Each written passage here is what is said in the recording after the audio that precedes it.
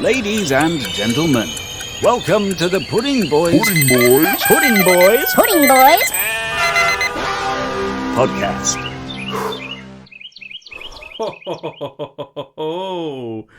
The intro is kind of finally here. It's probably also the best part of the podcast. I'm Law. I'm Naylor.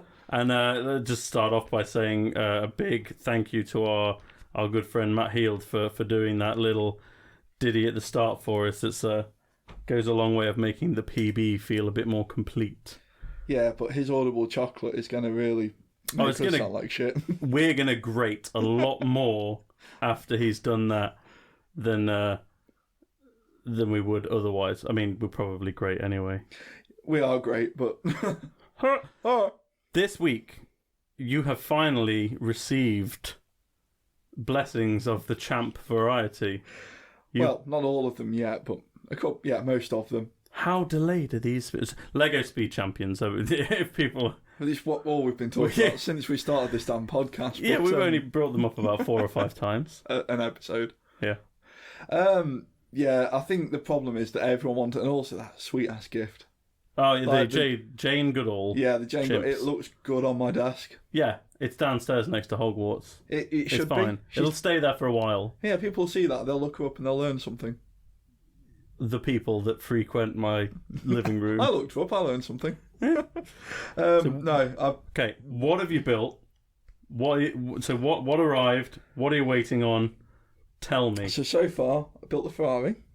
That is a It's single. 512M. Yes. I love it. It's my second favourite champ. Real fun.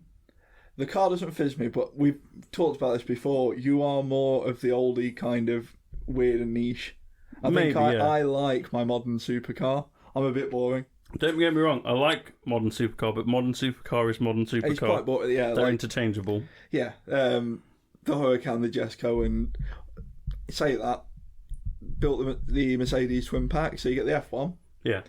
Obviously, I built Bottas's one because he's a little bit more fun. See, now, because I know zero about any sport, all I know is Lewis Hamilton bad because people say that on Facebook a lot. I think it's just easy to... It's easy to dogpile on someone. Yeah. It's like, he just wins all the time, doesn't he? It's like Ronaldo. Everyone likes to rag on Ronaldo except us because we use him as our go-to reference for his car. Wait. Skinny Ronaldo, Fat Ronaldo, Ronaldinho, or Rivalvio. Fat Lewis Hamilton. Revolver. Because I don't think he'll fit in this. It's a nice model, the F1 car. Yes, I'm not huge on F1. Oh, sorry, yeah. You built the Mercedes twin pack. The AMG got me. It's remarkably similar to the Jesco or the Jesco, however you say it, and the Huracan. But it's nice. It's a nice, cohesive car. Yeah. That's got the little Christmas me and H in instead of the driver that comes with it, because that's my favourite now. So that's the one I want to drive around in. See, I've just removed all the minifigures from mine because you're an adult collector. It's a model of a car, not a toy. No, it is a toy. It's 100% It's a very a toy. good toy. Yeah. It's a very good toy. So and you I built the Valkyrie. Oh, wait, you built the Ferraris, you built the Motte, and you built the Valkyrie so far. I've not done the other Aston yet. That's my treat for tomorrow. The Valkyrie is the green Aston. Yes, the silly Aston. It's the worst speed champ since 8 wides started. So, if you don't know, 6 wides are 6 Lego studs they don't wide. Suck. They are, yeah. They're a bit crap. I'm not interested in them.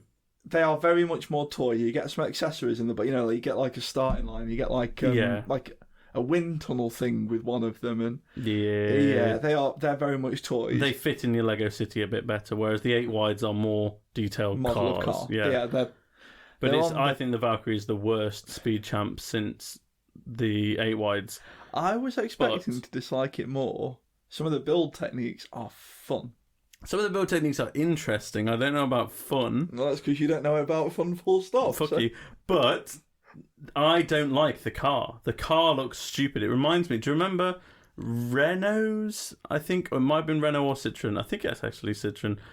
The Gran Turismo 5 Renault concept. Do you know what? You don't even need to look it up. It's the same as every fucking concept car every car maker has made since 2010. Oh, it's just a wave shape, It's just a wave with, like, stupid inward angles. What do you call it? Convex.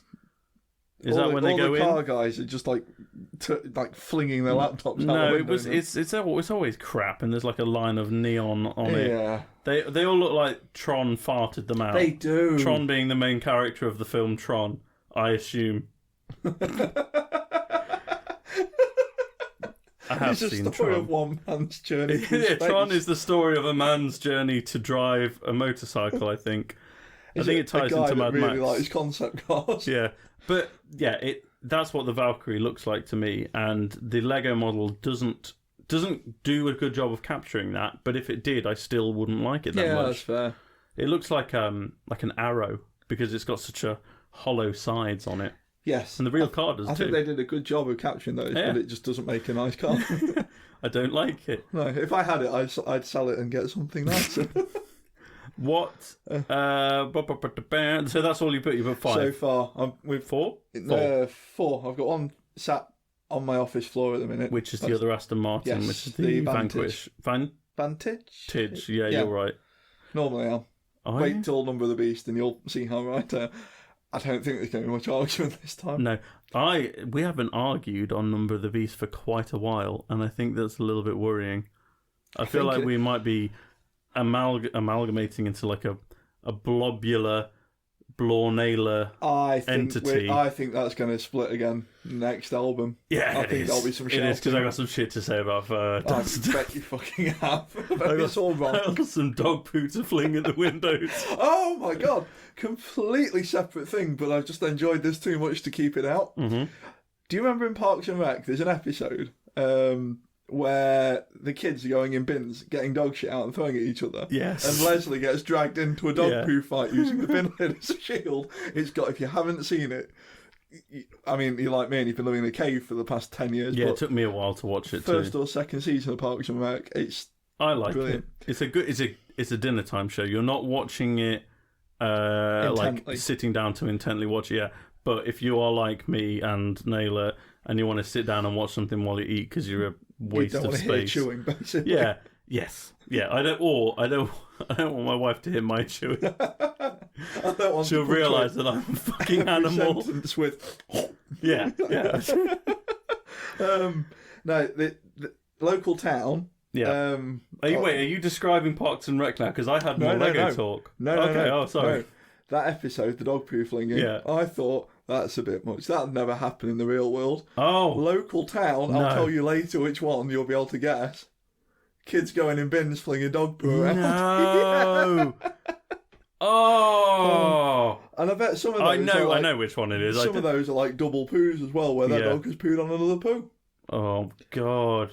Anyway, so. Do you know the bad thing with that? Are they throwing like the bags at each other? Yeah, I think so. If my dog poos close to a dog poo bin, I don't tie the bag up. Oh, you just leave it. Yeah, I don't. Well, I'm not risking Well, it. I can see that the poo bin has a liner in it, Yeah. so I'm not worried about like Steve emptying it and getting it all over his hands. He's not going to pick it up and fling it at himself. He's going to place it gently in his van. Oh Probably dear. Yeah. Well, at least I know my dog is wormed, and I also don't care if the kids get wormed. I'm going to start leaving them open. In fact, on purpose. I will do an entire dog walk with it open. I'm going to start tying them, but ripping a little hole in the top so the kid thinks it's sealed.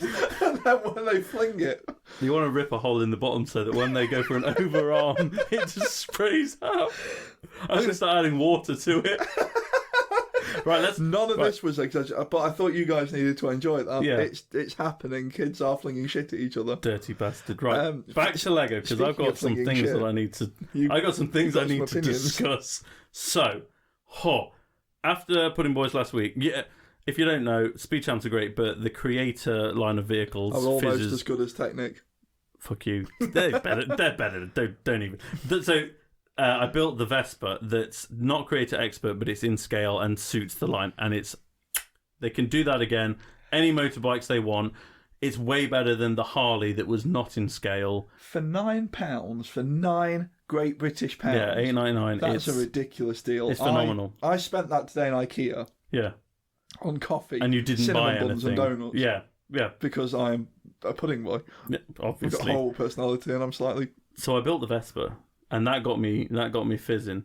And then I got to build the creator Porsche. This was your, flush blood ordering. I almost purposefully got really drunk and then ordered it.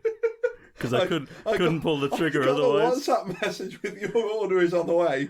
I assumed you'd gone a cheeky extra champ, maybe one of the double sets. Nah. No. When you said that you'd also got a Jane Goodall set in there, we knew it was big. Well, the only problem is now I kind of have to get the Mustang. But the Porsche, the Creator Porsche, if you like building Lego or if you like cars or anything, it's fucking phenomenal. But we've been talking on and off, and we even talked about it on the Pudding Boys, but I cut it from the episode because it didn't work. Not that everything else does. Yeah, but, you're getting the cream of the crop here. Oh yeah, you're getting the hand-selected turds. The ones that haven't been thrown by the local kids. Yeah. The DeLorean. So Lego are making a DeLorean. No, you can build it in... They're not making a DeLorean. Oh, they're making the time machine DeLorean, yeah. From Back to the Future. I'll be buying it. So we were whinging to each other about the fact that someone on a YouTube comment section said, I hope it comes with the minifigs, and we were moaning about the minifigs up in the price of it. But we were both wishing... We were discussing that we hope you can build the DeLorean as a standard DeLorean car. From what I've seen, you can't. You can build it in 3 ways. Back to the Future 1, 2 or 3. All of them have got too many bits on them. Yeah, and there's no real back to it. No. So you would need to supplement it yourself. So you definitely can. But it would... at that point, you might as well just spec and build a DeLorean. I think so. We'll see where it goes, because if it's something like you can order a tenner's worth of bricks... Maybe, but then we don't know how much the price is because the price could be through the roof because it's licensed. I think it's about 190. I think. Fuck that then, no, because it's £100. It's £100 car. If the Porsche is 110, and the farm truck was 90, that's the farm truck. The farm truck that was 90. That you got on your. Then I am not paying any more for a DeLorean, even if it's the stock one. That has set a real tough precedent, actually. That Porsche has burst into my house on a Sunday morning, found my French press, and lowered its scrotum into it so that I can't enjoy my coffee. Yeah, I think your coffee tastes better because you put that in. It's a lot more bitter. Yeah, no. So that price is silly anyway. But yeah, I was kind of hoping. And I even asked Racing Brick on YouTube what he thought about it, and he said he'll get back to me in the comments section when he's had a chance to build it. I bet he will. He seems like the kind of guy. I hope he does, because he's a brilliant guy, Balash. Yeah, that's my sort of morning comfort watching. Yeah. You go on YouTube, see if your subs have come in. Do you know what? You can re-watch Racing Brick videos. He's just done a really good one on Speedchamps, actually. That basically all the opinions we've been voicing, far more coherent, and he doesn't talk about dog shit at all. Yeah, he doesn't mention any form of fecal matter at all. Although, you know what? You can tell he wants to when he looks at a champ that doesn't look good. Yeah, when he got the 6-wide Dodge pair. Yeah, he's probably a little mad at that. In terms of Lego cars, though, the Porsche has spoiled me. In terms of Iron Maiden albums, you know what spoiled me? Numbers of the Beast. Welcome again to Numbers of the Beast, Pudding Boys audience. This segment of the show, Naylor and I have a good long listen to a classic album and rank each song on it out of 7 before averaging them out to create an album score and ranking them against the rest of that band's discography. Right now, we are working our way through the vast catalogue of Iron Maiden, and this week it is Brave New World. Holy shit. Brave New World. I've tried to be fair all the way through. I didn't try and be fair. I tried to be hard on this. I have actively. I feel like I was trying to be favourable with the Blaze and the Diano stuff, and then I was a little harsher on some of the Bruce stuff. Especially, I was quite harsh on No Prayer for the Dying. Real low hanging fruit somewhere in time, because everybody is of the opinion it's fucking good. Yeah.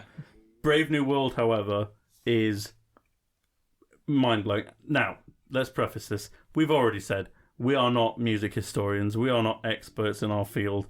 And, we're just two slightly overweight dudes that enjoy heavy metal, and we wanted to talk about a band. So we needed to fill some dead air, basically. Yeah, this is just for fun. So bugger off. But Brave New World, to extra preface that, Brave New World was my first ever album. My brother bought me a copy of Brave New World, I think, when I was 14 years old. And I think it might have just come out. Or maybe I was 13. 2000. It came out in 2000. How old am I? I don't know. I'm still working on Lethbridge years. Hold on. Well, Lethbridge years is How many backwards and centuries have I upside down. seen? How many empires have fallen in my time? Yeah. So, hold on. It came out Oh my god, it came out 22 years ago. Holy shit. That doesn't feel good. So, actually, I was 12. That seems about right. I was either 12 or 13 when I got this. So, yeah, there's a ton of nostalgia there. However, it is a very important album. I think this is the first shirt I had, you know. Oh, really? I got it from the market near us. Our drummer, when we were younger, had a Wicker Man long sleeve, and I always thought it was the coolest fucking thing. Mine was just the album. Mine was knocked off as shit. Oh, like, yours was fake? Very, very fake. Nice. It was a market special. Excellent, excellent. But the album cover was just kind of... Because my uncle was big on Iron Maiden. Yeah. Oh, yeah, I've spoken to your uncle. Yeah, you've discussed at length. He agrees with me about Remember Tomorrow. He patted you on the head and said, well done, little buddy. Yeah, Remember Tomorrow is an Iron Maiden song. Right, before we jump into the actual tracks on this album... Yeah, because they're all sevens. There's a couple of things that I want to kind of pick up on. The tonality of this album is insane. It sounds like, and I think it's Dave Murray, it sounds like he's playing an electric harp. The guitar tone is real surreal. Do you know what it goes back towards for me? What? And I love the man. Brian May's tone in Queen. Yeah, it does go over to heavy, but I feel like it's sound, more. But it's so. It's more. I'm going to get really sad. like if I go. Well, I used to be on like all the guitar forms and that kind of. I could still play the damn thing. Yeah. And there was this big thing back when I was young about things sound like organic and three-dimensional. Yeah. And it does. His sounds like it's not a kind of pop out of a speaker. Yeah. It's like boo. It's like I think syrupy. The tone of it makes it feel futuristic. Yeah. Still, it's 22 years old and it still feels modern / futuristic, and it ties the whole album together. The album, you could, if you couldn't understand what any of the lyrics are about, you could tell someone this is a concept album. Yes. Because it's so cohesive. The other part is it can't be a concept album because there is not a huge amount of depth to the lyrics. Now, let me explain myself on that one. It's a lot of kind of short, punchy songs and riffs, which are brilliant. Well, I'll say they're short. not short, punchy songs. They're Iron Maiden, so they're long as shit. 6 minutes long. But no, it's like the songs are all like punchy and catchy and fun.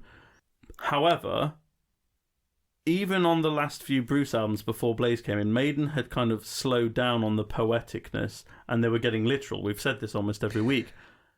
Bruce has come back and Bruce has found my big boy book of lexicons and vocabulary because holy shit, I think this is where I learned all of my I'm smarter than you words that I'd use on the internet, typing furiously like a titmouse on a forum. On Word, if you right click on a word, you get a thesaurus. A synonym. Yeah, well, that must have just like appeared in Word 98 or whatever it was. I think Bruce made that. I think Bruce found it and fucking loved it. Yeah, like you can fucking tell in every track. Yeah, like he is hard for the word desolation. Like, and it's the same with like Blind Guardian and Asunder. They love it. That was your thing for a while. Yeah.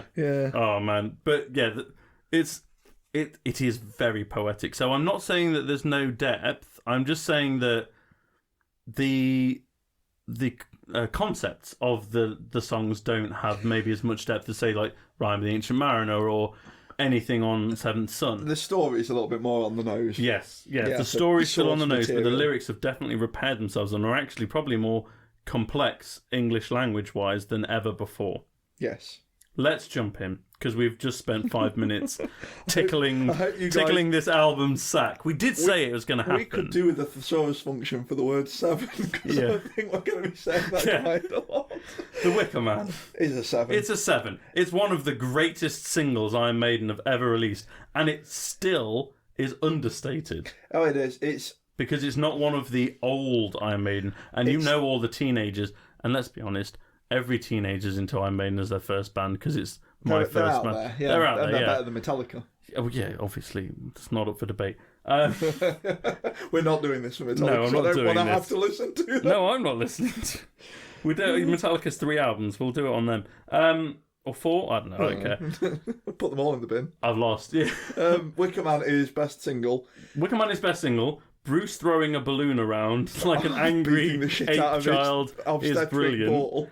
The denim vest is iconic. The bin bag trousers also The iconic. Rockin' Rio, Bruce Adrian is back. goddamn Smith standing, like, you know, growing up as a kid playing Yeah. guitar.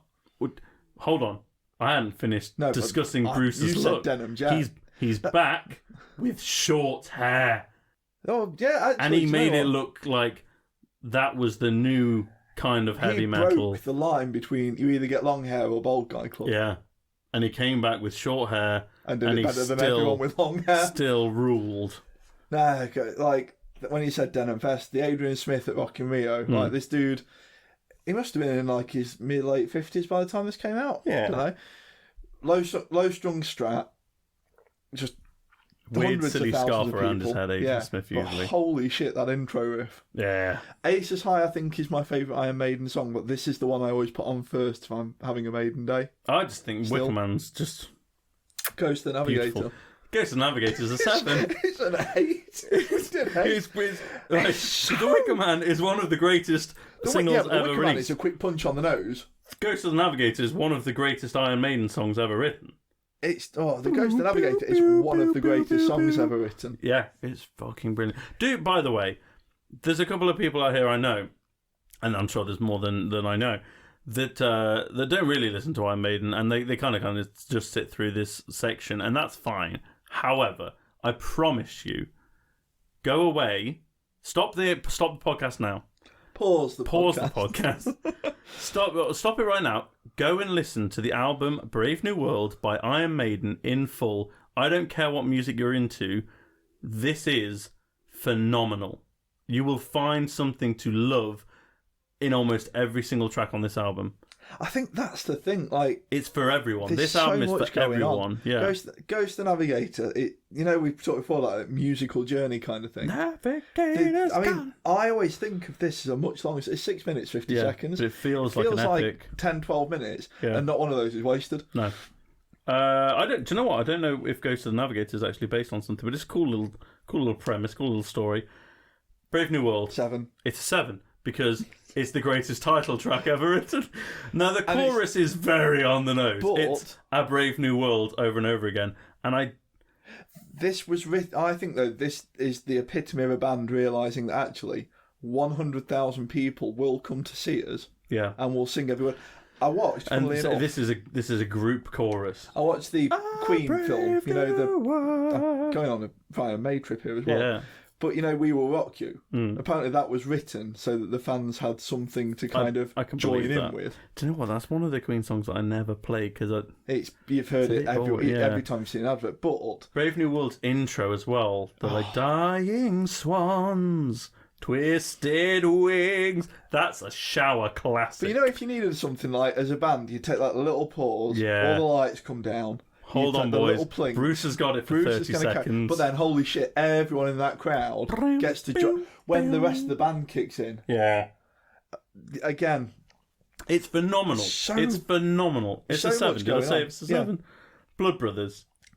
it's a dirty 6 because I was writing 7 too much. Okay, so the first time I put this on with field notes in hand, writing down what I thought, I may have ballet danced all the way from the kitchen into the living room and around the coffee table to inform my wife that it was the 4th 7th in a row, and then spun out like some cartoon mouse dressed as a ballet dancer. What do they call the outfit ballet dancers wear? Tutu. Tutu, dressed in a tutu, just spiralling out of the living room For those of back you to that the have kitchen never to met carry on Whirl, cooking. I wish I could paint you a word picture, but that's just simply too horrific to My even try. pirouettes were phenomenal.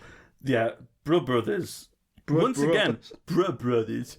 With Brothers, the chorus is just Brothers over and over again. But I'm not mad at that. I don't care. Did you give it a 7?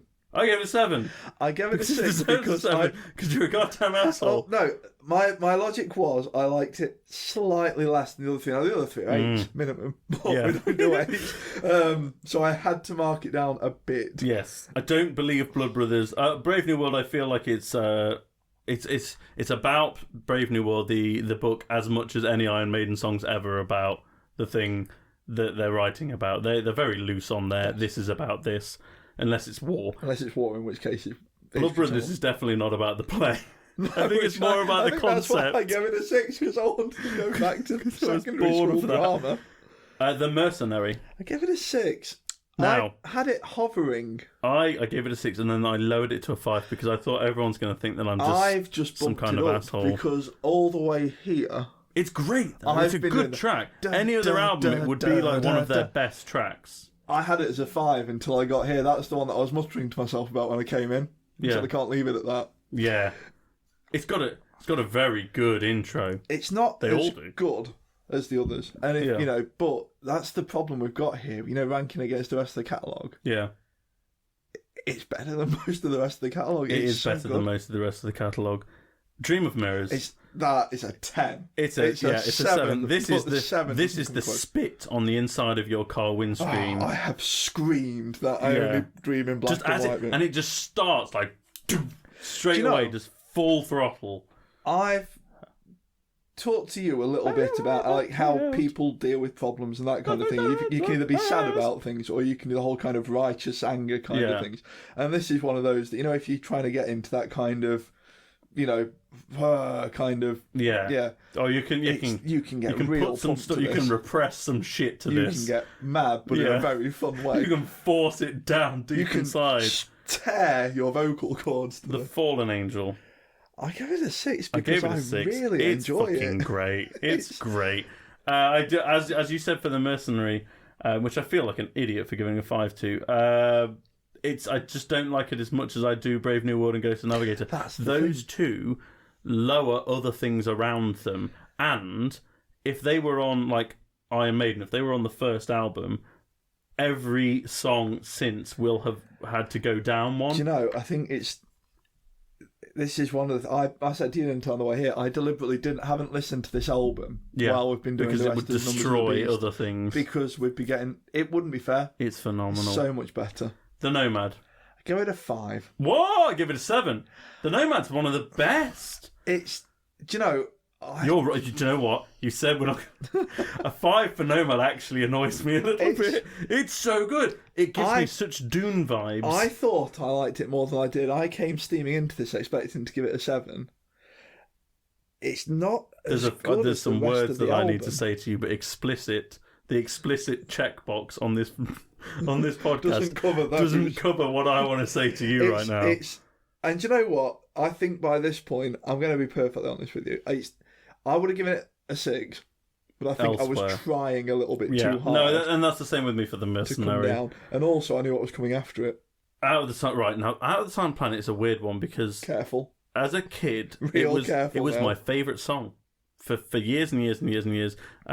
It was my absolute favourite song. Out of the Silent Planet was, or it felt like years. But let's be honest, I probably got Treasure Chest by Halloween the year after, and so then it was Mr. Torture forever, and I love it until Final Fortune. Till best time. Best time is great. Fuck me, what was I saying? Out of the Silent Planet. I feel like the intro might drag on a little bit, but it doesn't so much now I'm an adult. I can kind of get through it. It's only like 30 seconds. It's not a long... Actually... And the song is fantastic. It's absolutely fun. The bass, Steve Harris in this, is unsurpassed. It's brilliant. It's a 7 for me. Just the little tempo shifts and everything in this song get me. It just keeps itself interesting. I mean, all of these... And this... it's worth bringing this up. It's a cool idea, Everything- actually. Like the song, the lyrics in the song. This is the one Where if you're like, oh, Bruce has just finished A-level English language, this is it. This is the one where he's flexing that on. Yeah. There are 3 songs on this album below 5 minutes. And they're touching 5 minutes. Yeah. Like they're all in the 4s. Silent Planet is... It feels like a much shorter song than 6.5 minutes. Yeah. Because it just keeps like ticking on. Yeah. I feel like because all of the songs are of a consistent longish length, there's not one that stands out as... That's probably it. This one, actually, the next one is probably the one, if anything... Watch what you're about to say. Goes a little bit too long. Oh, now did you? As a child, this one I didn't like as much as the rest of the album. Say? It's my favourite. Well, for a good while, it was my favourite on the album, but then I really listened to Brave New World, and it's like, it's phenomenal. It's a 7th, thin line between love and hate. I didn't. Okay, it's fantastic. Again, preface this by saying by this point, you were full. I was trying real hard. Bruce does his best singing of his career. Not his best lyrics writing or this, that, and the other, but I feel he does his best singing on this song. It's up and down. It's just solid. It's a solid piece of work. It's a solid piece of work. I gave it a 4 because I was really trying. It's a 5. No, you gave it a 4. You fucking idiot. That's the problem. Well, hold on. It's solid. Is it worse than Bring Your Daughter to the Slaughter? No. Am I going to put it on over that though? Yeah. No. Yeah. My logic here, even within this album, you know, when we talk about doing our best stuff, I'm angry at you. Good. I'm upset with you. That was partially for effect. I had to mark something below. No, you didn't. Because you're trying to set Dance of Death up, aren't you? You're I trying don't want to do that much of a golf. No pudding for you. Well, it's great. Pudding of the Beast will not be going ahead. Cold dog poo or something. I'm cancelling this podcast right now. Naylor has made an error. Let's look at this. Okay, there are 5 7s on this album. To me, there's 1, 2, 3, 4, 5, 6, 7, 8 7s out of 9. 10 tracks. It's not going in with the others. It's not going on with the others. It is. You're wrong, and you're a fucking idiot. We're back, pudding boys. I hope you feel bad. We've stopped cuddling each other and cheering each other's marks. Fucking dumbass. What's your total score? 62. Mine's 67, where it should be. That would give you a 6.2 average, and I have a 6.7 average. Out of 7. What? Out of 7. What? The 6.7 average out of 7. Like, yeah, because it lost 3 marks. If we round this up, if we were rounding up, your average is just that this album perfect, dog poo cold. Hold on. I said episode 1, or whatever the first episode we started this on. I said it was happening. I set it up, and it happened. So I honestly mean it. If you haven't listened to this album in full, just fucking go. Even if you don't think you like Iron Maiden or you don't think you like heavy metal, do it. It's better than anything else you've listened to. It's definitely one of those that I would class as a perfect album. If we're being completely realistic here, if it goes on, nothing gets skipped until it's been through twice. It's up there with Accident at Birth. It's up there with Everything Halloween's Ever Done. It's like Angel Witch, Argus by Wishbone Ash. I don't like Wishbone Ash. Dick, you're a fucking moron. Anything by Simon and Garfunkel. It's a perfect album. Holy Diver is also a perfect album. You have to like Dio. You've got to like Dio to get into that. But if you don't like Dio, I don't want to talk to you. So yeah, that's a funny line to try. Yeah, saying you don't like Dio. It's a weird hill to die on. So Brave New World has come out of 14, and it's come along, slapped itself down on the table at a devastating 12.9, leaving it far, far in number 1. Out of 12 so far. I think it really bears stressing as well. This is the first album that I've gone into trying to be a bit mean. And it might not seem like it because I only dropped 3 marks, but I felt like I was too. Each one of those took a little bit of your soul. It did. It upset me a bit. Yeah, marking Nomad down. I'm mad at myself. I'm going to go home and I'm going to listen to that all night. Yeah.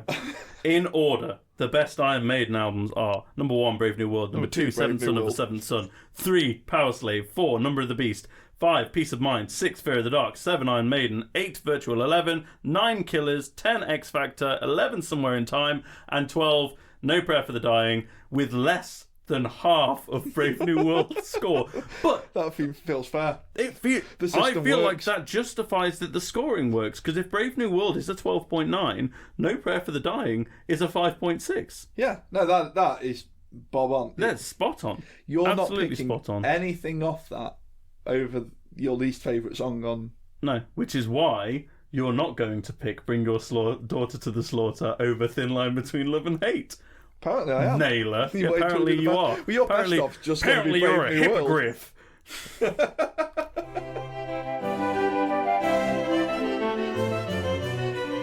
Pudding of the Week.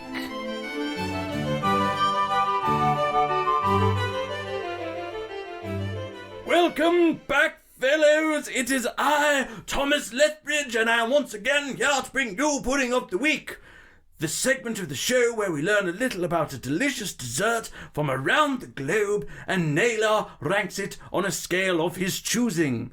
Now, this week, I've had a very special request from Blore to tie the Pudding of the Week into Numbers of the Beast because he was so pumped for the album, and I've done my best. So this week's pudding is a biscuit. It is a Viennese whirl. It is a brave new whirl. A Viennese whirl consists of 2 shortbread biscuits sandwiching some raspberry jam and some form of fresh cream or fondant. Now, Viennese whirls are actually a modern English biscuit created or at least popularised by the Mr. Kipling Cake and Biscuit Company, and as such, they have little to nothing to do with Vienna or Austria. They do, however, stem from an older biscuit, the Empire biscuit. And because there's not a lot to talk about Viennese whirls, I'm going to tell you a little bit about the Empire biscuit. I suppose you were there when there was an empire. Oh, yes. Doing horrible things. An Empire biscuit is a shortbread biscuit and traditionally keeps the jam, loses the cream, places icing on top of it, and Bob's your uncle. It's Scottish. The Empire biscuit is a Scottish biscuit that was originally known as the Linzer biscuit and later as the Deutsch biscuit. With the outbreak of the First World War, it was renamed in England to the Empire biscuit, in Scotland to the Belgian biscuit, because Belgium had just been invaded. In Scotland, the name now varies depending on the region, with the northeast typically calling it a double shortbread, and the west keeping the English way of saying it, an Empire biscuit. It's also very popular in Canada, Northern Ireland, and New Zealand. Strange collection of countries, but with the name Empire biscuit, it's Careful. quite a fitting. Real careful here, Thomas. Quite a fitting. It's historic. It's historic. Now I'm just going to have a quick sip of Blore's squash. Let me. That's not jam off the biscuit, is it? That's going back in there. Farewell, boys. Jam's not going to give you hepatitis. Thanks, Tom. Now, look at these boys. High-end choice. I'm a fan. It's obviously pudding of the week isn't always a pudding. It's just a sweet It's an treat. excuse to eat treats. Yes.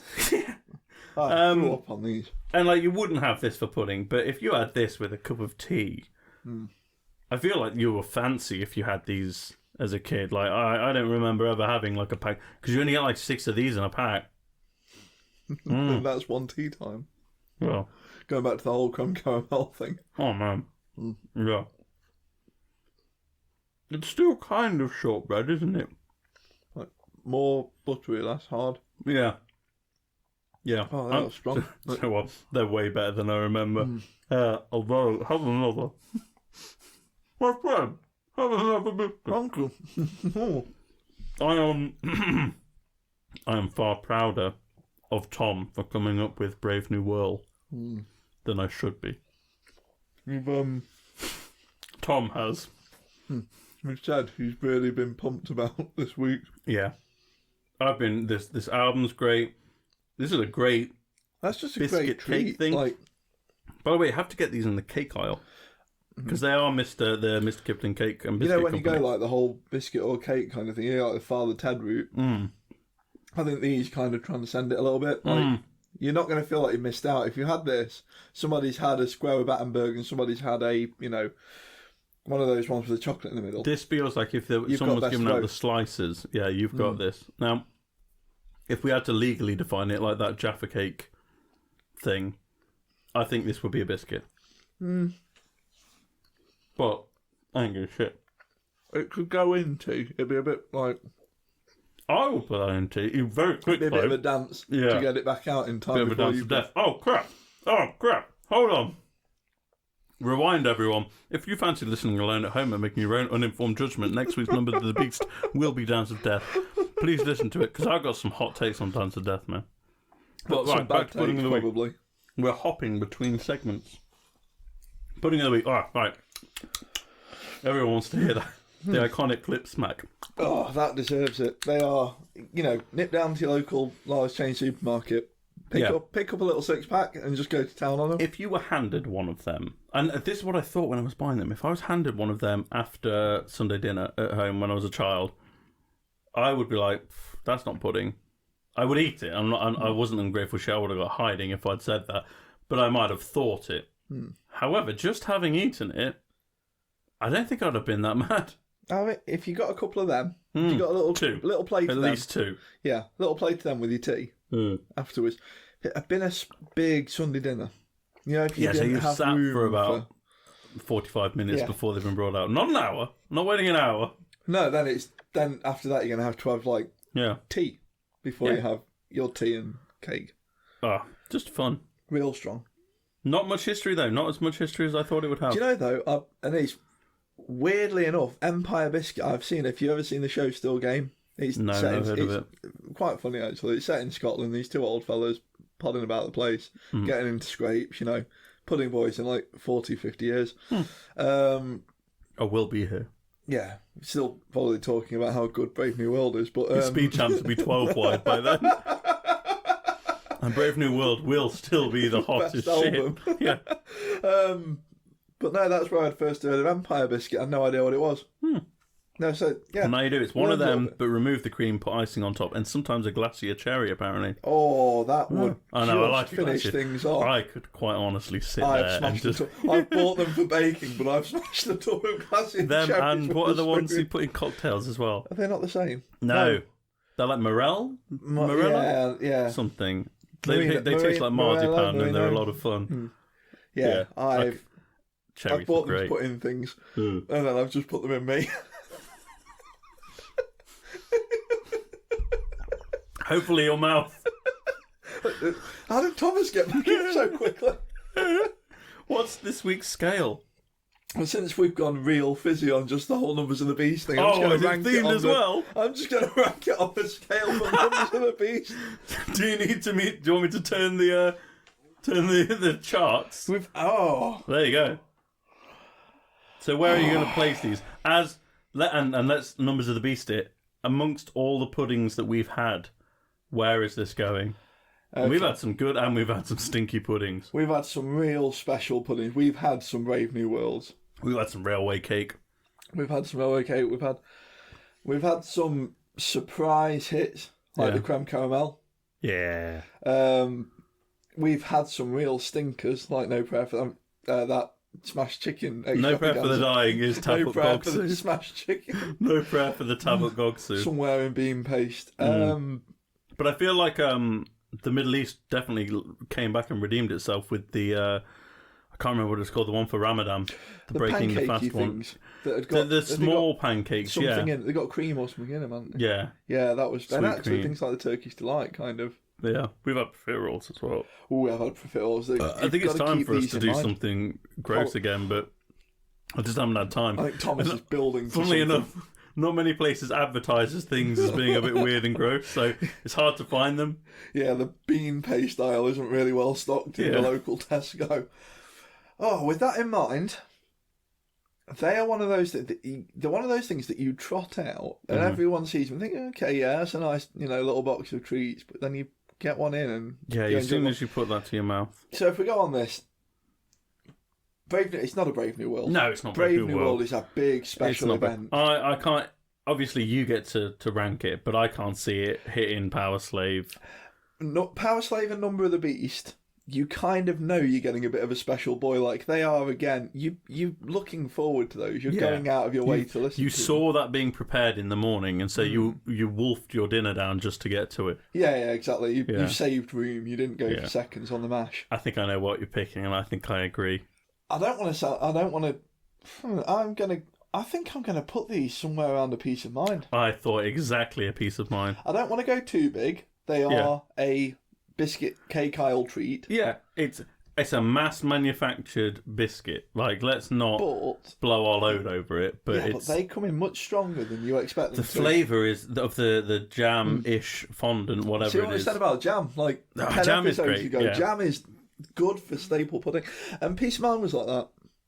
It's a jam. I've never put it on. If someone's only got Peace of Mind, I'll listen to Peace of Mind. I'll listen to it. Yeah, it's great. And I'm probably not skipping much on it. No, it's a good album. Okay, where can you find the PBs? We are available on the YouTube channel Pudding Boys. Please subscribe and leave us a comment. We can also be found on Apple Podcasts, Spotify, Audible, Amazon Music, and Google Podcasts. Remember to subscribe, follow, auto-download, whatever it's called on your platform,